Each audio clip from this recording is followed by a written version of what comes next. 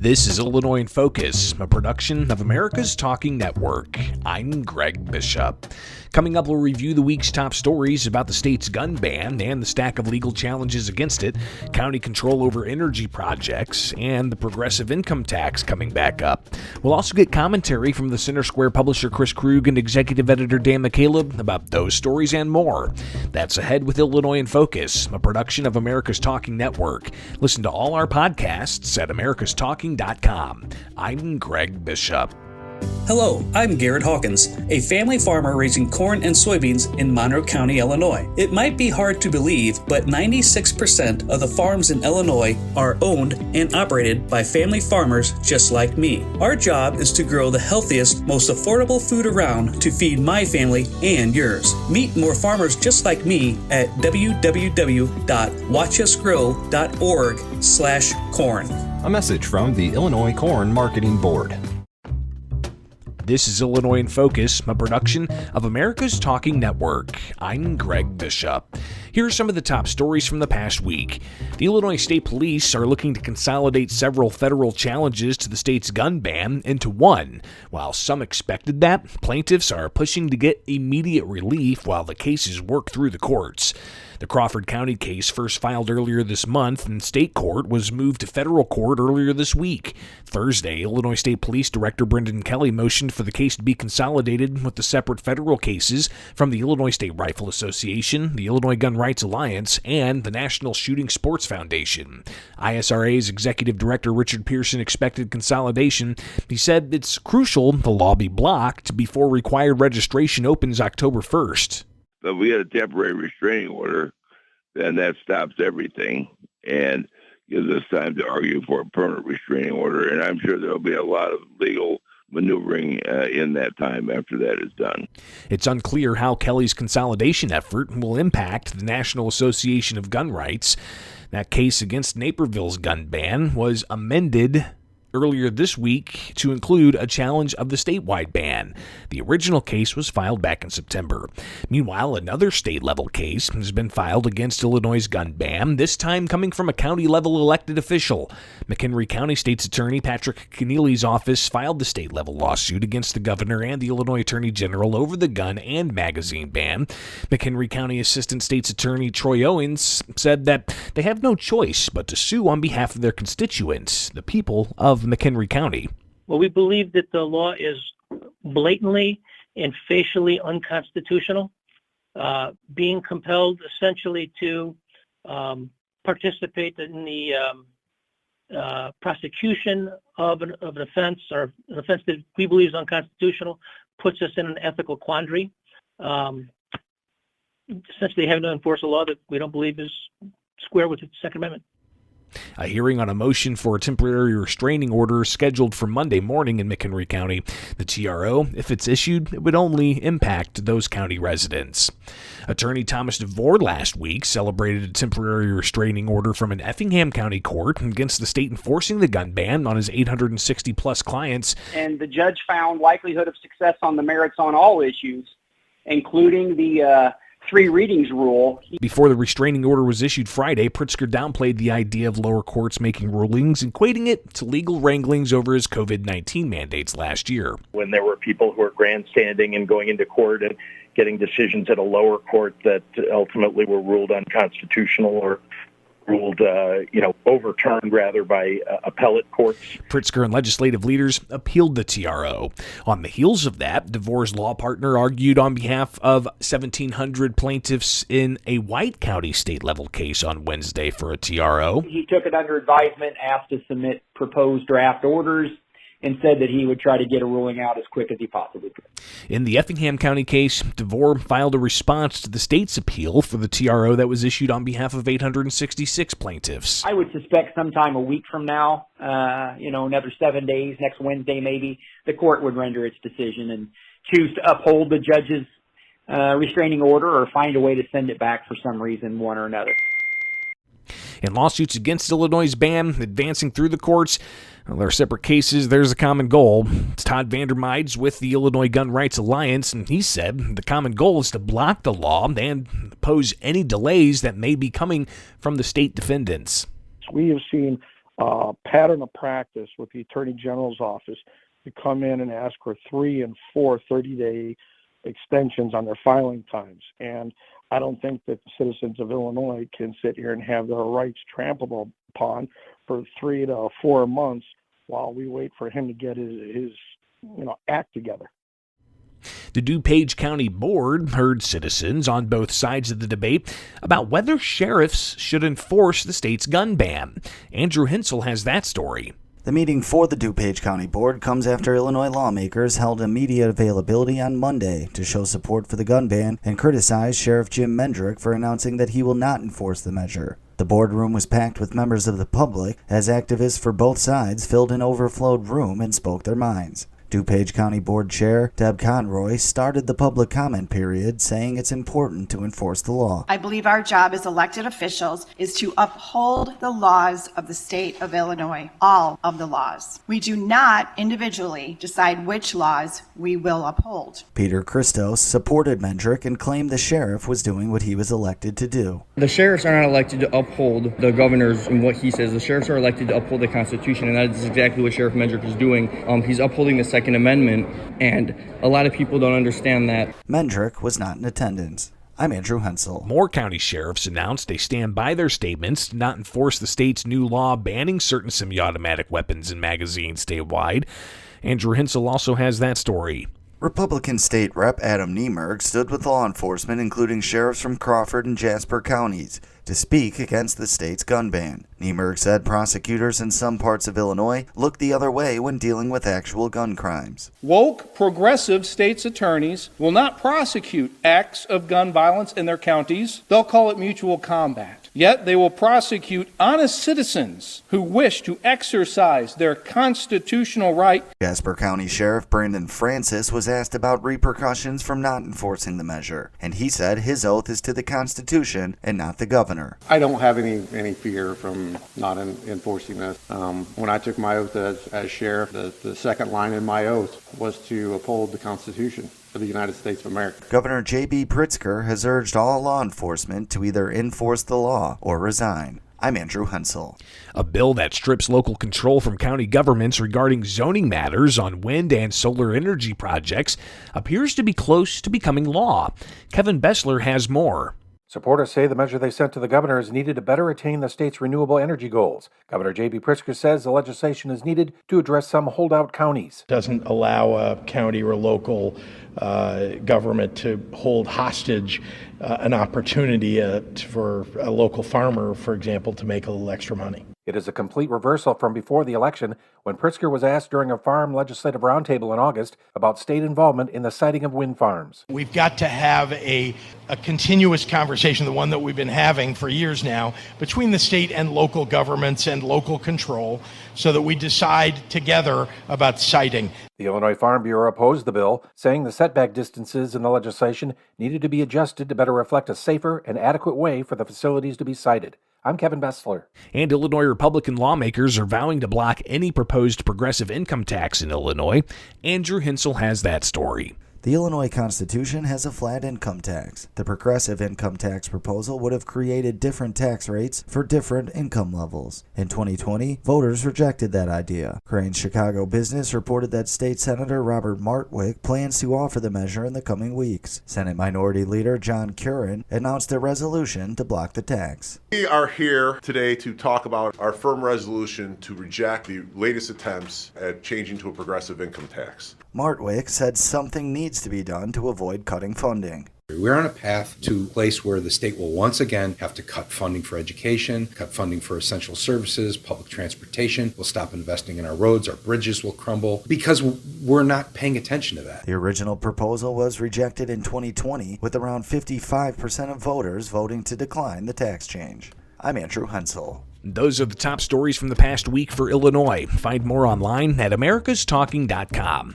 Coming up from Illinois in Focus, commentary from the Center Square publisher Chris Krug and executive editor Dan McCaleb.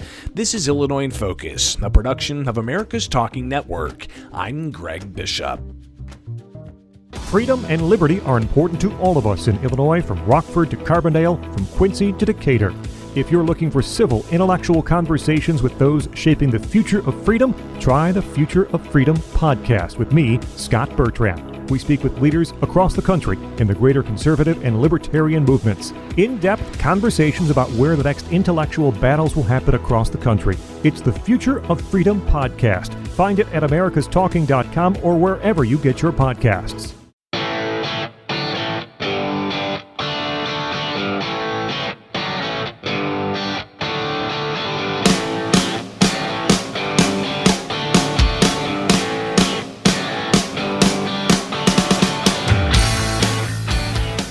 Welcome back to Illinois in Focus. This is the Crosstalk segment, commentary powered by the Center Square. I'm Chris Krug, president of the Franklin News Foundation, publisher of the Center Square, joined by my friend and colleague, Dan McCaleb, vice president of news and content and executive editor of the Center Square. Danny, how you doing? Doing well, Chris. How are you? Great. It's terrific. It's terrific to be alive here in Illinois. Man, we got a lot of gun talk on the agenda today. Yeah, it seems like that's been the topic of the last few weeks. You know, I guess it's just like, well, I mean, I'll save my thoughts until we kind of walk through where we are with this. So, at any rate, during the lame duck session, prior to the start of this year's legislative calendar, the Illinois legislature signed a pretty significant set of new laws that are banning certain types of guns outright, and then the peripherals around guns. I mean, magazine capacities and things like that for semi-automatic handguns and magazine capacities for AR type rifles. So, what's happened since? This has become very, very, very contentious in the courts. Yeah, so we've had at least 7 lawsuits have been filed, 3 of them in state courts, different state courts, 4 of them in federal courts. There have been hearings on 2 of the state courts already. In one of the hearings, a judge ruled last Friday that issued a temporary restraining order against enforcement of the gun ban for the 850 plus plaintiffs who filed that suit. Since then, several more lawsuits have been filed. A second hearing was held Wednesday in a lawsuit brought by more than 1,700 plaintiffs across Illinois. That hearing was yesterday. The judge took it under advisement, said he would issue a ruling as soon as he can. And new hearings and judges are being assigned. New hearings are being scheduled, and judges are being assigned in the other cases. Essentially, opponents of this bill want a permanent injunction against enforcement of these new gun restrictions statewide. On the claim on constitutional grounds that it's essentially the law is unconstitutional, violates Americans, not just their Second Amendment rights, but their Fifth Amendment rights and their 14th Amendment rights. So lots of different courts we have to be paying attention to, and we are at the Center Square.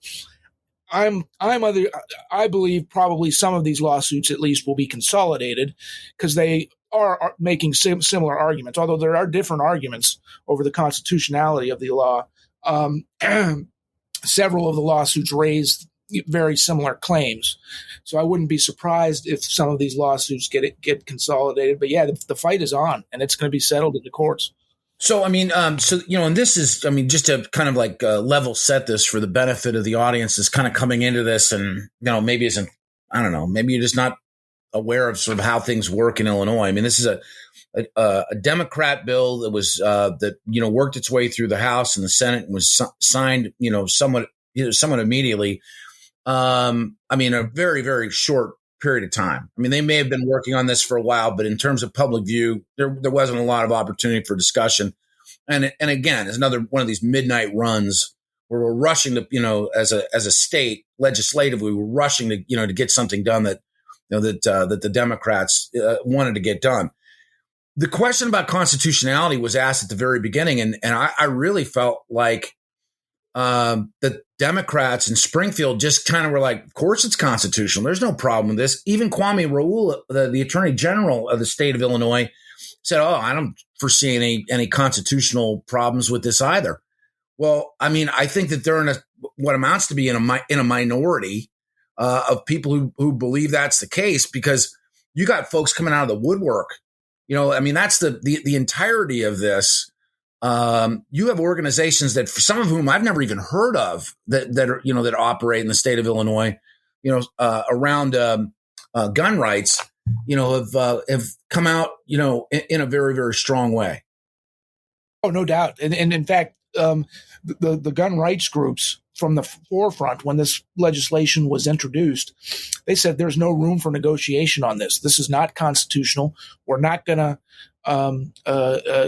bargain with you on the details, because the entire thing is a violation of American Second Amendment rights. So they wanted no part of any of this legislation. They essentially drew a line in the sand. We're going to court over this if you pass this bill, and that's where they're at.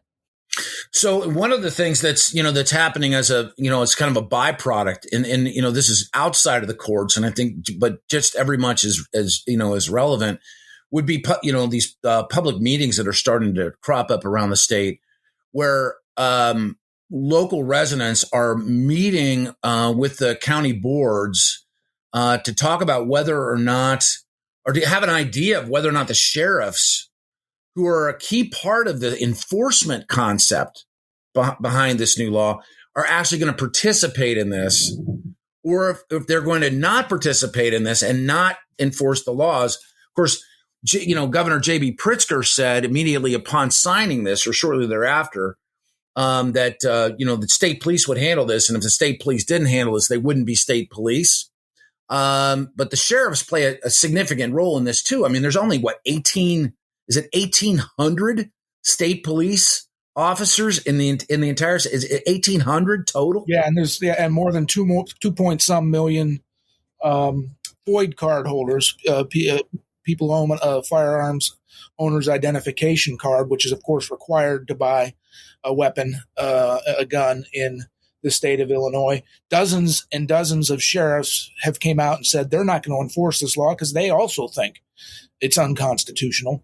The courts will work that part of it out. But as you mentioned, advocates on both sides of this issue have been showing up at county board meetings, depending on whether their sheriff has come out and said they will enforce the law or not.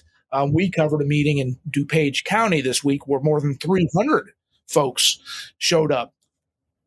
Representation from both sides of the issue. Some demanding the sheriff enforce the laws.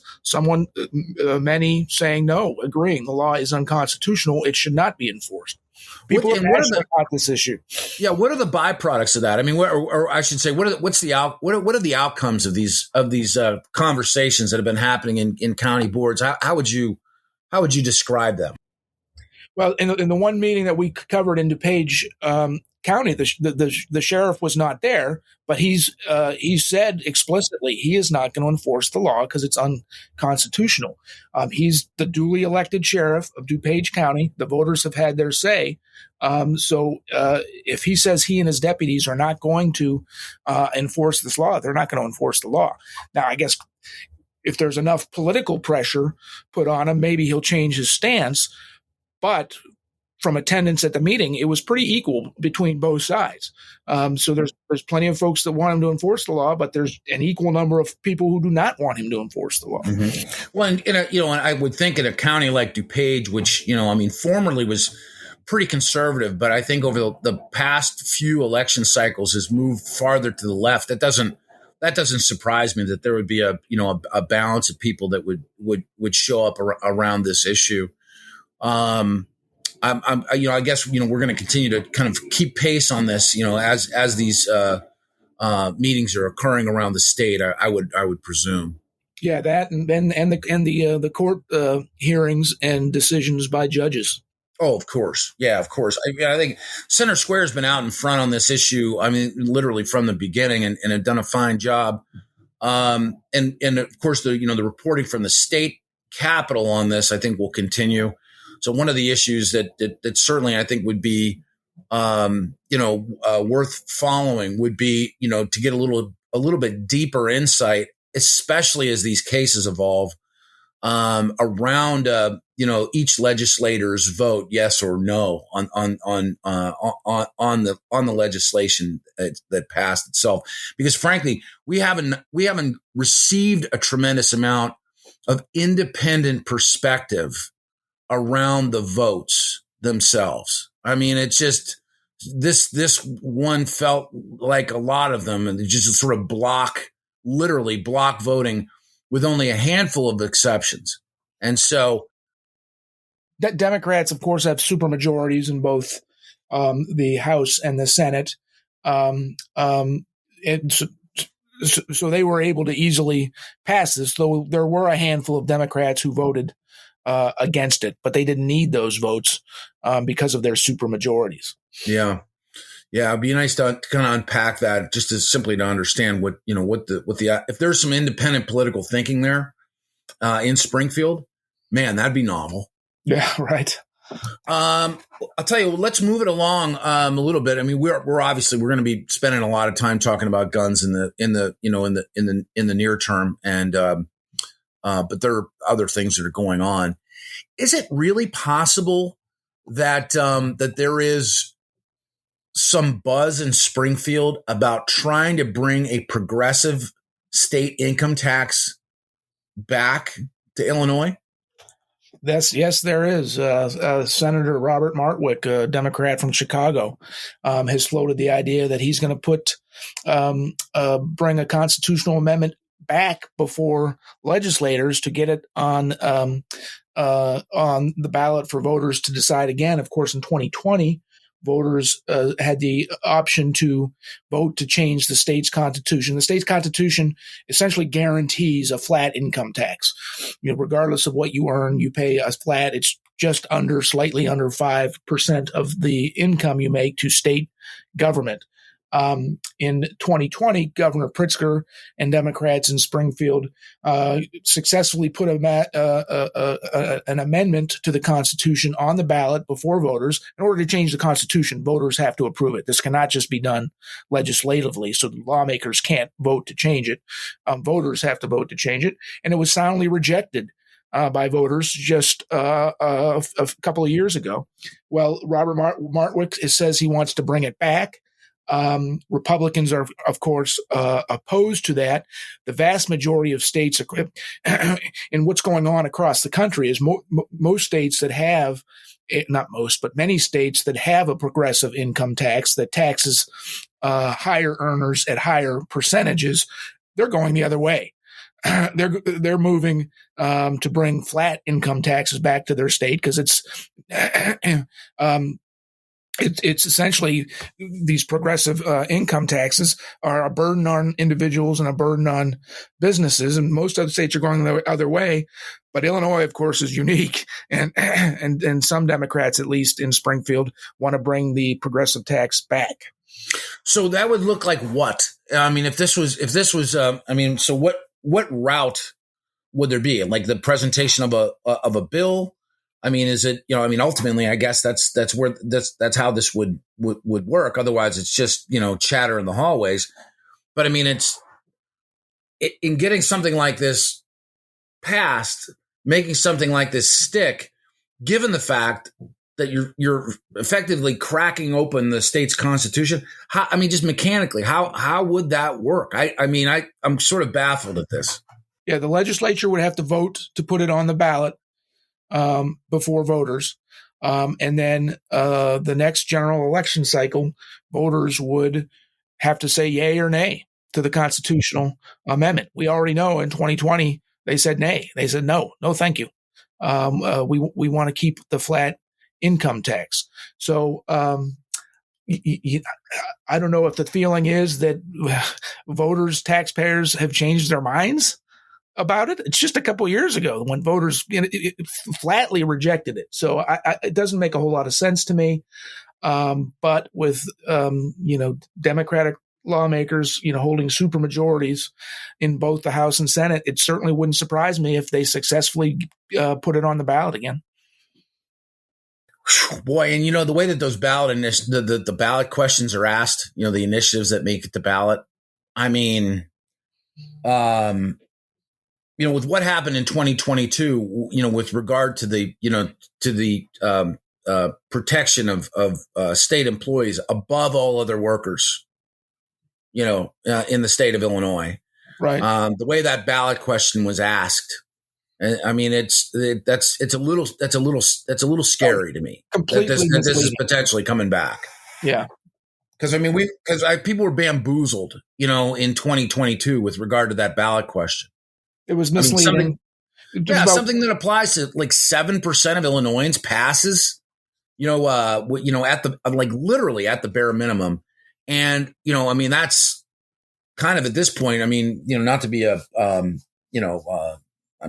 like a fatalist about it, but I mean, that's kind of locked. That's kind of that's in the box now, Yeah. And we have yet to see the consequences of that, but we will when public sector union contracts start coming up. Essentially what that constitutional amendment did was guarantee or place the rights of public sector workers above everyone else's rights, and that they can negotiate anything come union contract time. So we haven't had any union contracts come up where this has been affected, but they're soon to come.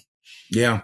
Dana, also around the state, this what is going on at the Department of Children and Family Services? I mean, this is like such a tough part of where government tries to involve itself.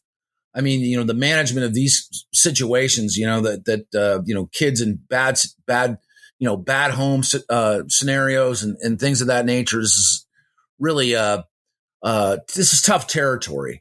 But DCFS is under fire for what amounts to be is competence at this point. Can you help fill us in on what's going on there?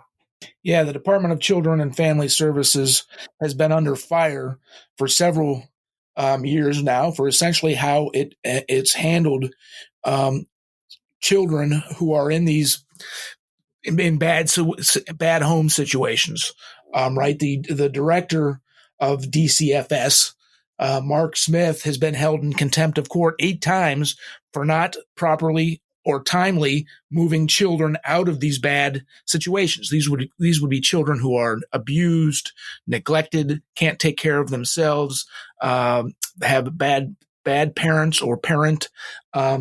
And Republicans have been calling for Pritzker to make a change at DCFS, saying the leadership there has been ineffective in making reforms, making changes to improve the service it provides to young children and families.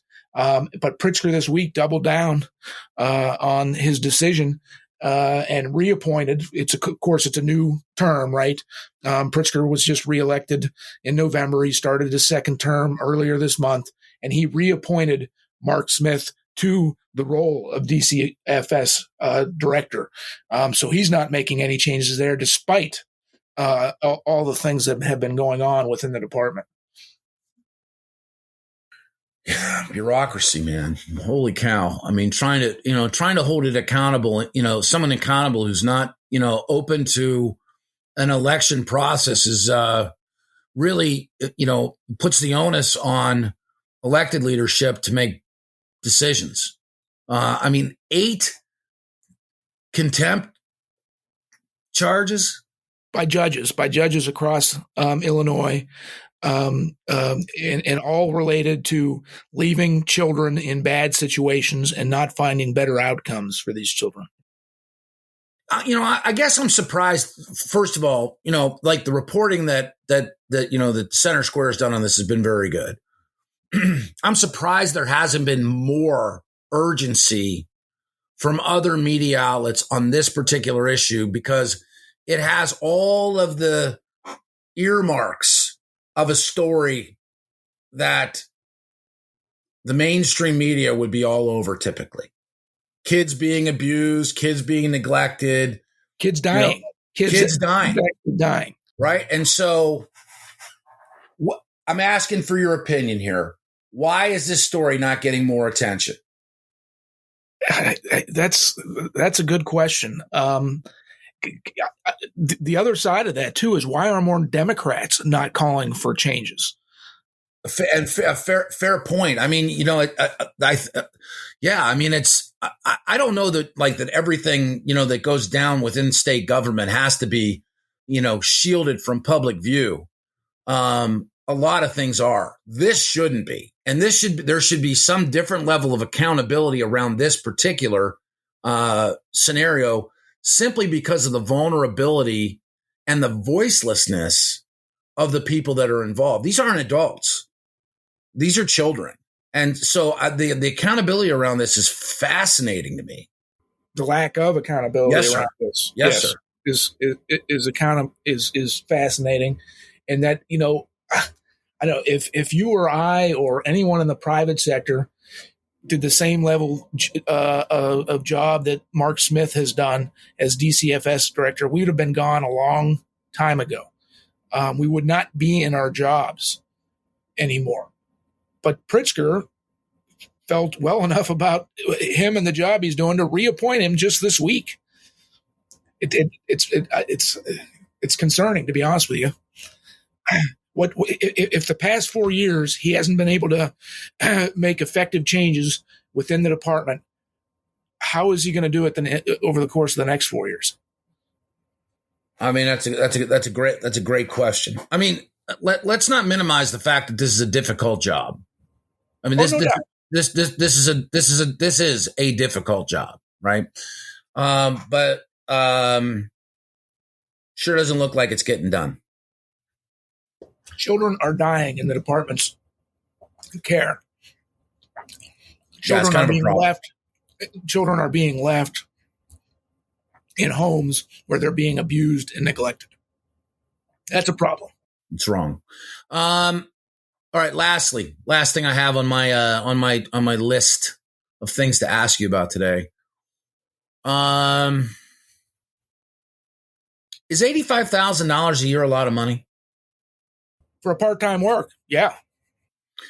So the Illinois lawmakers are now the fourth highest paid lawmakers in the country. I think we might have talked about this, a little bit last week when they voted to give themselves a raise, which is always kind of icky.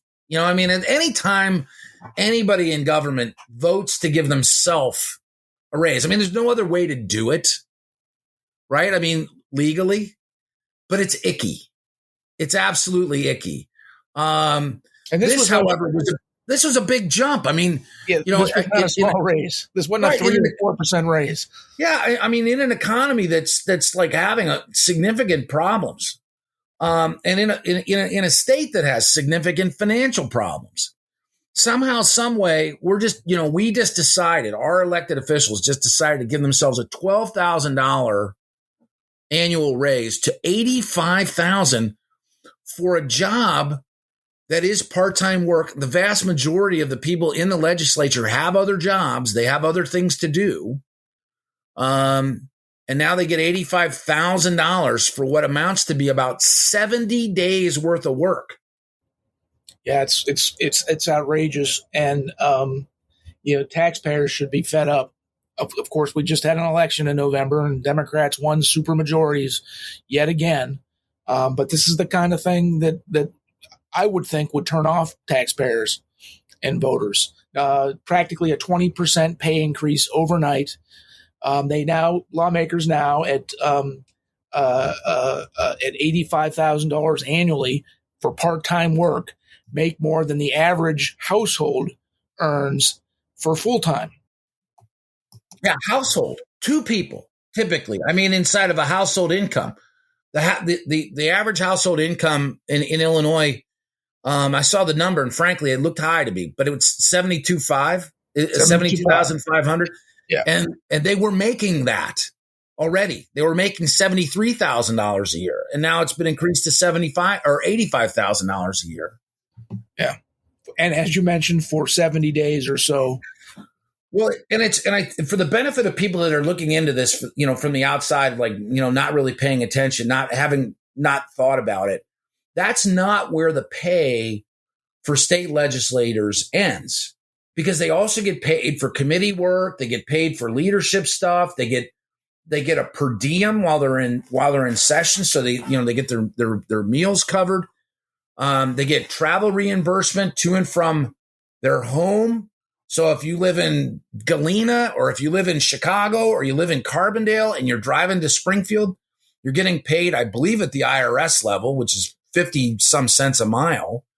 Unless you're driving a 77 Lincoln Continental, I mean, you're going to make out on that. They get 53 cents a mile for travel. They get $155 a day per diem every day that they're in Springfield, and that $85,000 figure is the floor. That's what like the lowest level lawmaker makes, who's not like a committee chair or a committee vice chair or anything like that. They get extra money for those positions. Boy, that seems like a lot of money. Yeah. And of course, and we didn't even talk about, they also get pensions. That's on top of the annual salary. When you look at their benefits, that accrues on top of that $85,000 salary. Yeah, that's worth talking about, and that's it. That Andrew Hensel wrote that story, and it's that's been out there for about a week. That story was, I believe, it was written last Friday. We're taping this on Thursday, January 26th. But is Mike Madigan receiving his pension? I mean, he's been indicted on 20 plus counts of corruption and it's part of a federal investigation. His trial's not supposed to start until somehow it's not supposed to start till April of 2024. Hopefully we're all still alive then. $7,100 a month in pension payments. And he's receiving those? He's receiving those despite being under indictment, as you mentioned, 23 federal counts of corruption. He's receiving his taxpayer-funded $7,100 a month pension. If he is convicted, he can lose that pension. But unless and until he's convicted, and as you mentioned, the trial's not for another year plus, 15 months away, he'll continue to get that taxpayer-funded pension. So bonkers. It's absolutely bonkers. Dan, what else is going on in the state? Man, I heard on our call earlier today that we're going to have some sub-zero temperatures next week. I sent you the note. Yeah, it's supposed to be -5, I think, is the low that we're going to get here up here in northern Illinois, at least, in the suburbs. I guess we're due. This has been about the most mild winter that I can remember for a few years. I was just going to say that. Yeah, it has been mild so far, knock on wood. So does this mean we're going to get, have you consulted your farmer's almanac?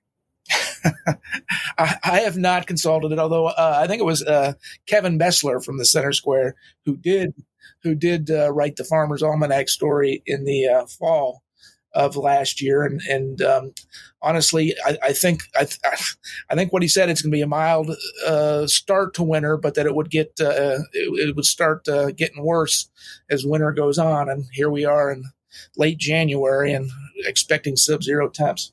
Well, this, not to turn this into the, basically into the weather report, or a local suburban, how my grass is doing report. But until the snow came in the last couple of days, my grass was green, which is an anomaly for that's unusual. Very interesting winter so far.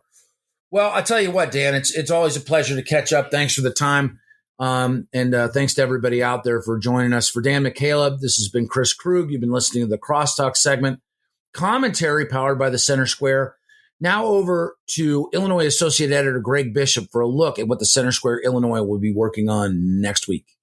Next week, the Illinois House will return to the state capitol. The team from the Center Square will track the latest there and also continue to report on the trajectory of the state's ban on certain guns and magazines and the lawsuits stacking up against the law.